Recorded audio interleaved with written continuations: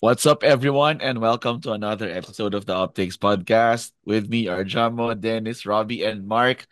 And mukha lang kami masaya ngayon, pero we all know what Kaya naman happened talaga. last Sunday. Kahapon pala, no? The De La Salle Green Archers defeated the UP Fighting Maroons 72 to 69. Anyari, guys, anyari. Nice, 69. Actually, trivia lang. Mabilis lang to, promise. For the third straight game, meron naka 69 points sa atin, no? Doon sa Oh. Ateneo game natin, Ateneo scored 69 points. In our win against FEU, tayo yung naka 69 points, 69-66. And then ngayon, 69 points na naman tayo, pero natalo. Hmm. Ooh, what's with 69? Di natin alam. Oo. Baka meron diyan. Ang 69 kasi parang reversals din. No? Baka naman susunod pag may 69, tayo na naman yung panalo. Ganun. Ibig sabihin na Ah, reversals kasi ah, ang To 69. Eh. Adamson was 69-59. So, Oh, Hmm. di ba? may number It's a trend. 69. May something sa kanya. So we closed out round one with a loss with a record of 4-3, tied now at third place with Ateneo and then also LaSalle. So talagang very very tight race no para sa final four, and it's going to be a sprint now no. Yeah. So thoughts dun sa game, simulan ko na. Very very dikit ang laban natin. We saw a different LaSalle team this time around given that they didn't have Kia and they didn't have Mason. We didn't have JC with his entire face being shown. And by the end of the game, kalahati na lang na mukha ni Luis Pablo ang available. So maraming wala sa kanila. But still, di ba, they showed up. And they had a purpose. I think they're a little bit more motivated, I would imagine, to get a Wait, win this time around because they were playing for a lot of reasons, di ba? And they oo. are struggling visibly, I think, because they were in the losing streak. And tayo naman kahit papaano, alam mo yun, we are indeed, I mean, enjoying a winning streak after 4 games of winning. So coming into this game, perhaps we didn't see this particular lineup play, 'di ba? Because they had different people playing like a Mason or Kian, 'di ba? That's part of their rotation. So there were a lot of lead changes in this particular match. Ultimately, maybe we fumbled a little bit of some of our passes, We did. fumbled on the lead that we had. Uh-huh. Interior defense played a big factor. This time around, they had better choices, I guess, in offense plays against us too. It was said by alam mo yon ChatGPT and also Gemini when I checked. It was UP heavily relied on our guards and our wings. Our inside game a little bit lagged no, compared to LaSalle. So it was a classic Mm-mm. game between perimeter shooting and then also inside offense. And in the end, LaSalle proved to be much more efficient in creating points and defending in the interior. So Yeah. it was a tough loss because it was very, very close until the very end. One or two shots could have made the difference. But we'll take the loss. And Right. one good shout out is former Fighting Maroon Luis Pablo showing up and being able to play well. I wish him well for the rest of the season, and hopefully he heals up because they have a big game also coming up this Saturday, I think, versus UST. But the trick is for Lasal, no? Now that you know how to play, perhaps this time around with this lineup, 'di ba? How will the other teams adjust? Like Ah. UST, now that they saw how they're going to be playing now without Kian and then also Mason. So good luck Lasal, and for our UP boys, kailangan magpalakas talaga ng todo dahil our next assignment, Wednesday agad-agad at 4:30 in Moe Arena is again a familiar foe in the LU Bulldogs which are topping the rankings. So we need to make another ano mo yun, good effort and a good statement win for the second round to open by winning against the LU Bulldogs. That we are the only team that actually made them suffer with the loss, but we'll see Mhm. how it will result out. I'm sure obviously our boys will be much more prepared in this game. Yeah. Ang daming feelings. Wait, yung tawag dito, yung cuts ba ni Lewis? He got that in the game? Parang before Some the game, meron na siya eh. Yeah. Oo. mm, Parang Ah, meron na okay. siyang patch Random before list the na game, lang. tapos nadagdagan na lang nung Yeah, June. na-aggravate yata as they Quarter were, yata. Galang kasi yung game. Nung they were siguro nasa floor siya with the agawan nila Rolno, bola. Yes. Mm. no? Oo, Nakagawa yes. ng bola Sabi nila bilang yung isa daw dito, pimple daw na pumutok, hindi ko alam. Pero, chismis. Siguro lokohan lang talaga online. Jeez. But I think it's because obviously everybody's going tough for the ball also. Totoo. Yeah. I Oh, thought at the start of the game, we expected them to go to Cortez early on because without Kian and Amos and Mike Phillips really being more of a secondary scorer, no. I think tanggap na rin naman na nila 'yon. They really started their offense with Cortez, and I think to his credit, nahirapan tayo guarding him one-on-one, no. The key was denying him the ball. So nung inasawa na siya ni Abadiano, our defense worked better nung hindi siya nakakatanggap ng bola. Because when he did, ang hirap niya bantayan. No? I think in all of the guards in the UAAP right now, he's probably the one who makes the best reads kapag nagpipick and roll. Eh. Yung uh when he attacks the basket, he just knows when to pass, when to shoot. His one weakness in his offensive game right now is outside shooting. I think 20% shooter lang siya sa tres, no. Sino si Si Cortez. Cortez? Oh. Cortez. That's his only weakness, no, sa as a scoring point guard right now. He's more of a shot jacker. He's really more effective driving at saka doon sa mid-range niya. Ang hirap niya pigilan. Somehow he just gets those shots against taller players. Mhm. Siguro mabilis lang siya tumira. Maybe he gets a bit of elevation or maybe he's able to protect his shot with his body, no. But somehow he just gets it. But when we started playing zone, Yeah. things worked out really well. What actually killed us was we forgot na when a team plays zone defense, you should be expecting offensive rebounds from the other team kasi mas madaling kumuha ng offensive rebounds against a zone. And that's how LaSalle killed us in the second half, no? Sayang na Lalo sayang na kung 3-2 effort. zone. Totoo, lalo na against a 3-2 zone. Kung 2-3 zone, pwede siguro may Reboundan. pwede ka Yeah. mag-spread pa eh. Spread sa Totoo. baba. Pero on 3-2 zone, Wala dalawa lang talaga. yung tao mo sa front court.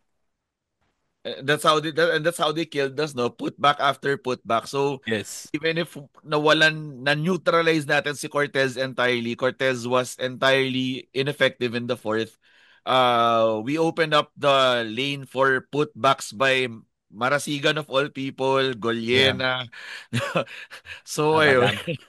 Yun ba And that's how yung they killed us. supposedly Ah. rebound ni Noroka tapos may nakamiss sa kanila ng tres.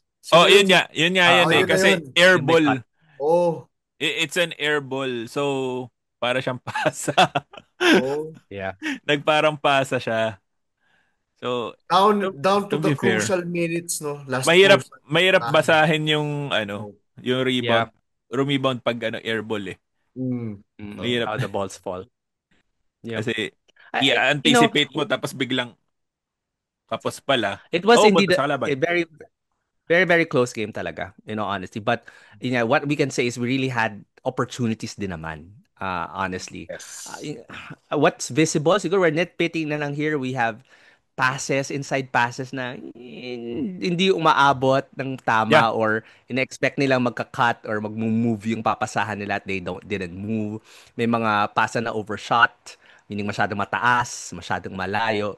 So things like that, perhaps yung things that you really need to iron out, no? Mm. Especially late in the season. Perhaps, hopefully, by the second round, we have less of these already because the turnovers also killed us, di ba? Meron din naman mga turnovers ang Lasal, pero yung turnovers natin, Actually, na-convert sila tayo eh. massively on those.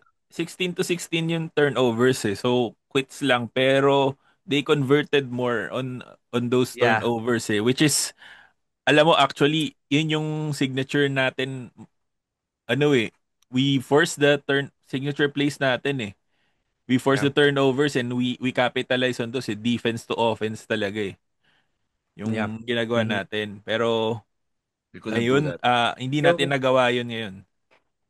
Yung final Yeah. score kasi, di ba, 69 versus 72. Pag tinignan mo kasi yung 3 points score natin, sayang kasi dahil ang laki nung kung meron pang pumasok sana sa 3 points na to, pwedeng nag-tie up siya or nakalamang tayo kasi Yeah, ang out of the 29 attempts, 8 yung pumasok. So 27.6 lang and anyway, it is what it is. Yeah. It's a Ano? classic case talaga ng perimeter team versus inside dominance. You might risk, for example, taking those shots from outside, but then once pag nag-miss ka, yung Yeah. interior dominance na ang kalaban natin kasi sila yung mag-offensive rebound or magde-defensive rebound. And all of a sudden, they'll have another opportunity to make the points. So, yun ang challenge when it comes. We really need to be on point offensively, especially for teams with very, very good front courts. And napapansin naman natin, di ba, doon tayo natatalo so far this season. They also, did their homework on Ray Remogat. Yeah. Ray Remogat was, minus 17. He only shot 2 of 10. So, yeah, he was missing the entire game. Played 27 minutes. We didn't feel him at all. So, yeah. Correct. I It's thought they did a good job of scouting then. Kasi Oo. in our previous games, especially after our first two games, we switched our offense na to let Ray have more touches, no. So by the fifth game in that stretch, I think DLSU came around. That's why ginamit nila yung zone, no, with big wings. So Mm. while they sacrificed yung ball handling nila by employing wings as their guards, on the defensive end, it worked for them, no? Kasi nahirapan si Remogat eh. I think they really took advantage of the fact na Remogat has a size disadvantage kapag wings yung kalaban. Yes. So that gave him quite a bit of a struggle. Lasal gambled by trading their ball handling for defense, no? And it worked kasi hindi rin naman tayo makashoot eh. So that really good game plan from Lasal. You can see the teams adjusting. Ang dami nang nasa scout sa ligang to, no. Ang ganda nung chess match between the coaches. For example, Yeah. in the UST Adamson game, kitang-kita mo na at this point scouted na talaga si Akowe. In the Ateneo NU game, you can see that Ladi was reduced to a dismal scoring performance, no? So, teams are catching up to each other. Medyo nagkakabasahan na tayo. And unfortunately for UP, I think teams have also, I think with this game, with how they defended us, I think they've also come around to how we use our guards, no? So, also an adjustment might be in order for us in the second round. Totoo Yeah. yan. Very, very good point, Miles. The second round will prove to be a very good contest between the coaching staff and the players. Now that we've faced them the first time, we know how they play us. Let's see how best we will be able to adjust. And all of the other teams will make use of these samples, diba? Sample games to actually make the changes in terms True. of how they're going to play certain teams defensively and offensively, no? So it's going to be good coming into the second round. And as a preview for the second round, so the NU Bulldogs are leading with 6-1. 5-2 ang UST Growling Tigers. 4-3 ang from 3 to 4 ranking ang UP, DLSU and Ateneo. Adamson still in the mix and a good chance still to vie for a Final Four at 2-5. FPU Tamaraos, tama ba to? 2-5 din sila. Tama, 2-5. Yeah. And then UE Red Warriors with 0-6. Di pala, ang FEU 1-6 yata no? And then UE Red Warriors at Hindi. 0-6. Adamson sa 3-4. Adamson is at 3-4. At 3-4. Yeah. At 3-4 ang Adamson. So very, very close. Yeah. At a very, very striking distance. So for the second round, all of the games almost will be crucial. As you would imagine, any matchup between the top 6 teams will spell the difference, obviously, on who's going to be climbing on the Final Four and also the twice to beat. So the 2-5. matchups between 2-5 yung FEU. Yeah, 2-5. So for example, the matchup between us and NU, that means that we will be pulling down NU pag nanalo tayo from their top pedestal downwards and us gaining a rank very close to UST. And the same way, UST will be facing LaSalle this weekend.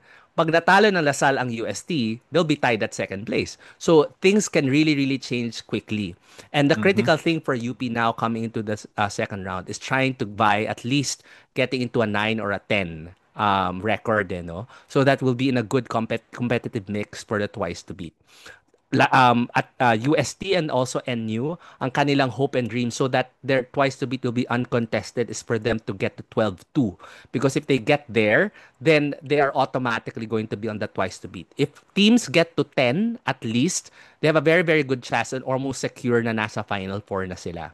So everybody at least is gunning for the 10 wins and for the top two teams, they're gunning to get into the 12 wins, no?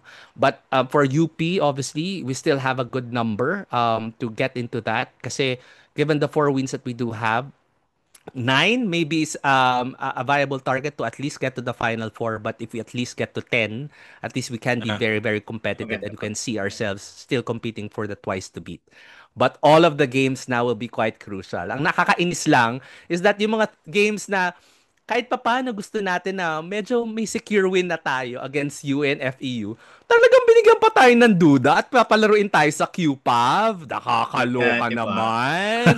So UP community, magdala tayo ng sarili nating lighting. No? I-on natin ang mga cellphone natin. No? Tayo Oo, kaya yan. Pero syempre, binigyan pa talaga tayo ng duda at QPAV pa talaga, 'di ba? Sana medyo more or less may kapante na tayo. Pero hindi. Talagang QPAV. Go lang. Saka sa second round nga, yung QPAV natin is dalawa.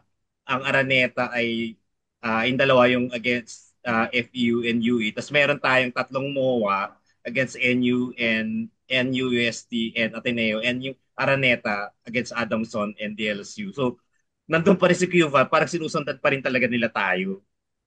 Oo, ganyan talaga. Kaya tayo tigilan ng QPAV, totoo.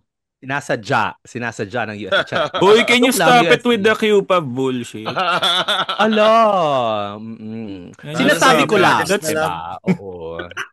Sinasabi ko lang. Stop it with the QPAV, ano na. Inala na tayo doon. Quite a fun UAAP season, I would say, diba? Emotionally, I think everybody is either very, very elated after a game or very, very drained. This last game, last Sunday, was indeed very, very competitive.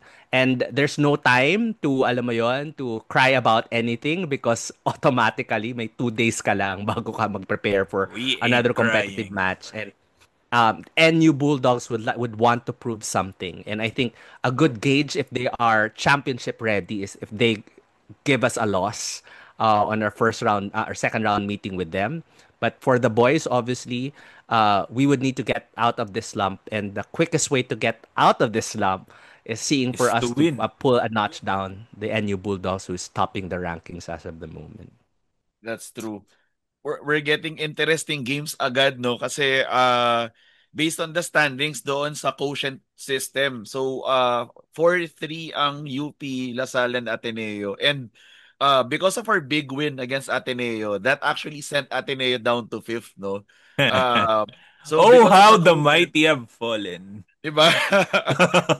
Because of that big win, we sent them down to 5th, no? Kasi even if natalo yung LaSalle sa kanila by 7 and only won against us by 3, because of the huge lead against Ateneo, that sent them down to 5th. So that means we're getting UP and U, as we said, no, and then we're also getting UST LaSalle for their first games of the second round. So we will see a lot of changes agad-agad. We could see either a bigger logjam if the 4-3 teams win, or we could see more separation doon sa top 2 teams natin, which will make things very interesting kasi I think that will more or less give us a clear picture kung sino yung mukhang makaka-twice to beat, no?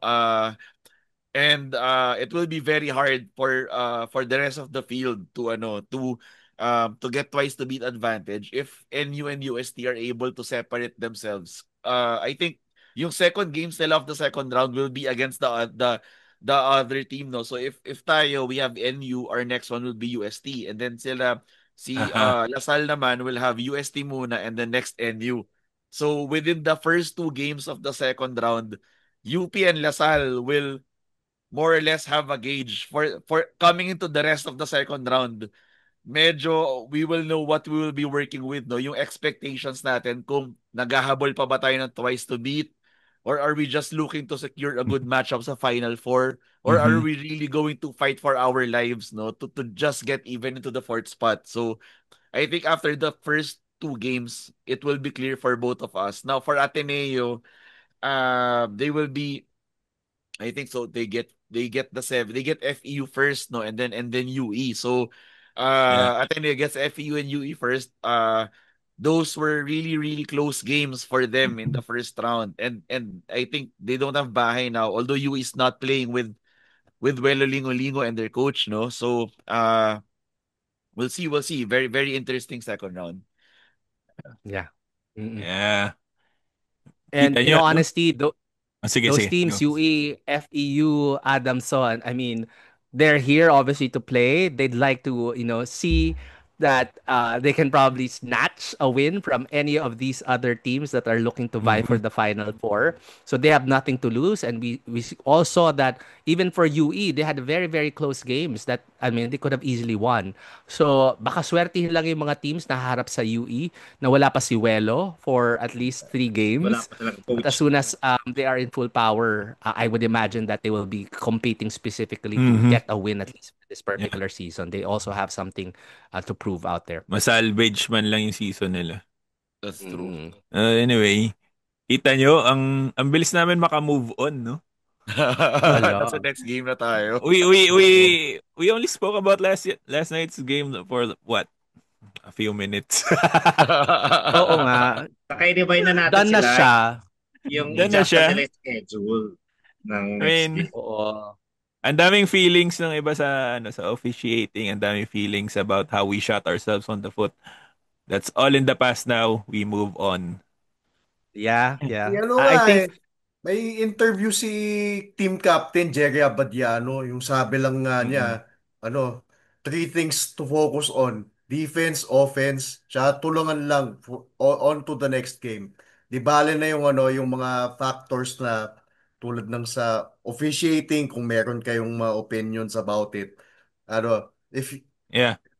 talagang kung panalo, you have to adjust na lang din, 'di ba, sa Yeah. external factors. So yun lang, Yeah. 'di ba? yeah. Things with bad calls, days with bad calls will always Mm. happen Yeah, regardless. it So, will happen regardless. And in all yeah. honesty, that loss, we really have no excuse, diba? We have Mm-mm. everybody in the team playing well. We had the good momentum. They have, alam mo yun, two people down, one with half a face, one with, he's not able to show his face during the game. So there are a lot of things going against them, but they pushed through. Good That's job true. on the coaching staff to make the adjustment. Good Mm. job for Luis Pablo Good job, for showing up Pabs. on that particular game. So we move on and we wish them the best as well because similar to us, they also would not have a very good first round challenge or a first match challenge on the second round Uh, versus UST. So I'm yeah, not sure they would need also to prepare for that. yeah, nothing but but love for Luis Pablo kasi yun naman. He's one of our Yeah, own. yeah. Oo. Yes. Dahil Oh. may Yeah. DNA din siya ng UP eh. Oh. Mm-mm. If there's And he anything played to well for take his team. away. Sorry. Go ahead, Miles. If there's anything to take away from our losses, no, two of those three losses were at the hands of our former our former players. Ray Yeah. Allen Torres was from our juniors program. He handed us that loss against Adamson, and then now we have Pablo, top scoring for DLSU. So we are really happy to see our boys, though, again, once a maroon, always a maroon. So if they're succeeding somewhere else in the UAAP, Yeah. good on them. We're really Good on proud of them. Yeah. Mm. Yeah. And the true test is now going to come in on the second round. Now that we faced everybody, how are we going to be adjusting? How is the boys going to be responding to the pressure? Everybody is still in line to get to the final four almost. So all of these games will be very competitive. I would imagine kalmutan, and not a single game Yeah. will be easy now for us down the stretch. Meow meow. Meow meow meow. By the way, a bit of commercial. This episode is yes again sponsored by our outfitter, which is Alab. Upbeat's merchandise. Upbeat has recently opened their store in Dili Mall on the second floor, and Yes. we recently visited that one. Yes. Jamo has a video recording his visit. And umabot siya dun sa sale. We had a sale of 20%. If you saw us in Araneta yesterday, we were Pang twinning with 92 their ako. varsity jacket. Pang Yes. 92 ako. Poyos 92. Do check out their new mall on Dili Mall. And always, upbeat merchandise. Upbeat, wear your pride. Wear your Yes. pride. Thank you sa repost. Thank you sa merch. Hanggang 8:45 PM sila every day sa Dili Mall. Yon. Yes. Yeah. And they also have branches in UP Miagao in Visayas and in UP Los Baños though. And you can also visit their shop online on Shopee and Lazada. Yeah. Okay. Yes. May mga feelings pa ba, boys? May mga feelings pa, may mga ill will. Nagagalit-galit. Kaya natin. Kasi may mga people players pa tayo na outside basketball. They made good during the past few days. For example, yung ating badminton sa gentlemen nanalo ng silver. So parang yung ibang games natin, they're doing good. Hindi nga lang kasi masyadong na-advertise natin pero iba players ay for example, sa badminton, doon sa football. Ay sa ating undefeated pa tayo sa football.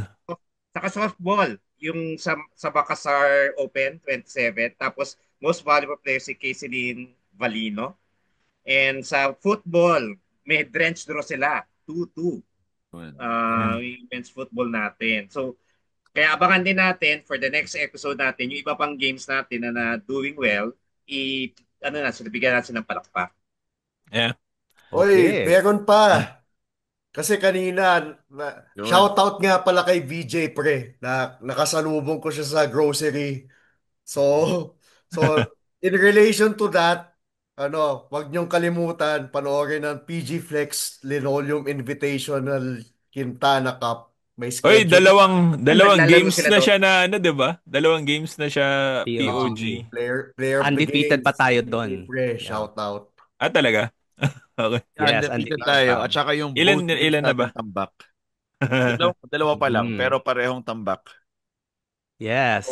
And tomorrow, we have the quarterfinal match also in the Shaky Super League. The UP Fighting Maroons will try to beat the twice to beat FEU Tamaraos in the tournament. So they're now in the quarterfinals. So we need to beat them twice to get into the semi. So good luck to our girls also. Good luck. Ayan. Ano pa? Ano pa mga feelings? Kailangan mag-move on na tayo. Meron na tayong NU sa Wednesday. Rewind na lang natin sila ng mga future games para yung mga tickets nyo, yung habulan ng tickets, maalam lang kung kailan Yung October 22 natin against NU sa BOA. So October 26, QPAV, FEU, cross the finger naman, QPAV na naman yan. So November 5, MOA uli, USD. So November 8, QPAV, UE. November 16, Araneta against Adamson. November 19, Ateneo sa MOA, and November 22, DLSU sa Araneta. So kailangan yung mga habulan ng tickets, ready na uli ang ating keyboard at ang ating laptop, cellphone for Palawan Pay. Yeah. Palawan Pay. Anak. Shout out pa sponsor. Ayan. Okay na. At tapos ang ating episode. Don't forget to like, subscribe on our YouTube channel. We're also on Spotify. We're also on Facebook and Instagram, Optics Podcast. Please, don't forget to like our pages and our channels. You can greet us when you see us at the games. We see some of you. Shout out to our subscribers na nakikita natin in the venues. Really happy to see you and hope to see you some more soon in the games. Kita-kita tayo ron. May pahabol pa pala. Happy birthday kay Mark Belmonte. Happy birthday. Happy birthday. Happy birthday, Mark. Happy birthday to kayo ni Mark. Laban. Let's do this. Let's do this. Nagtatapos ang ating episode. UP5! UP5, let's go 11-3. Yeah, 11-3, baby.